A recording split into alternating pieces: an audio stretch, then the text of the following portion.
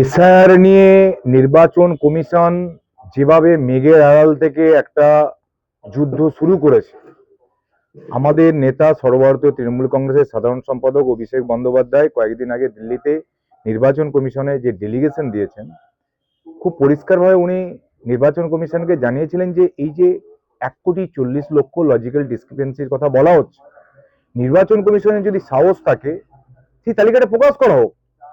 কিন্তু যেভাবে এইআরও ইয়ারওদেরকে না জানিয়ে তাদেরকে অন্ধকারে রেখে নির্বাচন কমিশন দিল্লিতে বসে বিজেপির পাঠানো তালিকা ধরে ভোটারদের নাম কেটে দিচ্ছে ডাইরেক্ট, এই যে চক্রান্ত, অর্থাৎ 1.5 কোটির গল্প যখন বুঝতে পেরেছে, মুখ থুবড়ে পড়েছে, বিজেপির যে বেলুনটা ছিল সেরকম ফুটো হয়ে ফানুস হয়ে গেছে, তখন বুঝতে পেরেছে যে 58 লক্ষ যারা বাদ গেছে তারা কারা।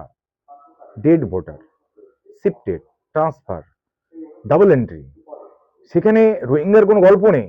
তাহলে এই যে রোহিঙ্গা গল্প বাজারে ছাড়া হয়েছিল সেটা মুখ থুবড়ে পড়েছে। কিছু একটা করতে হবে, কিছু শো করতে হবে। সেন লজিক্যাল ডিসক্রিপেন্সি যেটা কোনো রাজ্যে হয়নি, মেঘের আড়াল থেকে মাঝে মাঝেই পাঠানো হচ্ছে। এবং কয়েকদিনের মধ্যেই যারা বিবাহিত মহিলা, ধরুন 30 বছর আগে কেউ বিয়ে হয়ে এখানে এসছে, তার তো সবই হাজবেন্ডের নামে হয়ে গেছে। তাকে বলা হবে এরপরে যে হয় ম্যারেজ রেজিস্ট্রি কোথায়, এখানে কোথায়, ধরুন গ্রামগঞ্জে শহরেও বলছি, কটা লোকের ম্যারেজ রেজিস্টার সার্টিফিকেট আছে? নেই।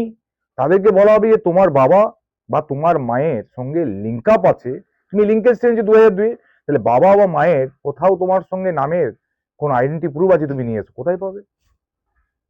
যেমন তেমন করে ভোটারদেরকে আতঙ্কিত করে ভয় দেখিয়ে তাদের ভোটার লিস্ট থেকে নাম বাদ দিয়ে পিছনের দরজা দিয়ে যদি বাংলার মানুষের কাছে একটু জায়গা পায়, তার জন্য এত ধরনের চক্রান্ত।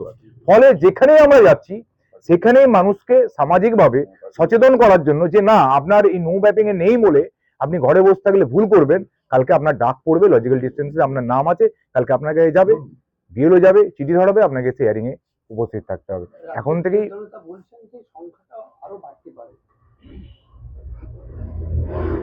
দেখুন, ও মানসিক অসুস্থ, রাজ্যের বিরোধী দলনেতা মানসিক অসুস্থ।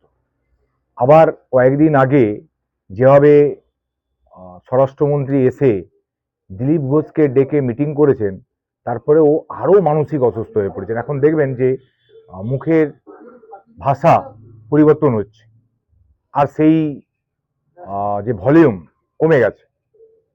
কারণ স্বরাষ্ট্রমন্ত্রী অন্ধকারে ঘরে ডেকে জিজ্ঞেস করলেন যে তুমি যে বললে এসআইআর চালু হলে 1.5 কোটি রোহিঙ্গা বাদ চলে যাবে আর ক্ষমতায় চলে আসবে, কোথায়? মিথ্যাটা ধাপাবাড়িটা স্বরাষ্ট্রমন্ত্রী বুঝে গেছে, ফলে ট্রিটমেন্টটা অলরেডি ওর শুরু করেছে। দিলীপ ঘোষকে ডেকেছে, বুঝিয়ে দিয়েছে যে তুমি যে জায়গায় ছিলে বিজেপির কাছে আর সেই জায়গায় নেই। ফলে মানসিক হতাশা ওকে আরো গ্রাস করবে। ও জানে না 1,36,00,000 যে লজিক্যাল ডিসক্রিপেন্সি ছিল ওখান থেকে 94 লক্ষ হয়ে এসছে। যত দিন যাবে নির্বাচন কমিশন এই ডেলিগেশনের পরে অভিষেক বন্দ্যোপাধ্যায় চোখে চোখ রেখে, এবং উনি আঙুল তুলে কথা বলছিলেন, ওনাকে বলেছে আঙুলটা নামিয়ে কথা বলুন, আমি বাংলার লোক, বাংলা মাথা উঁচু করে চলতে শেখে, বাংলা মাথা উঁচু করে চলতে শেখেনি।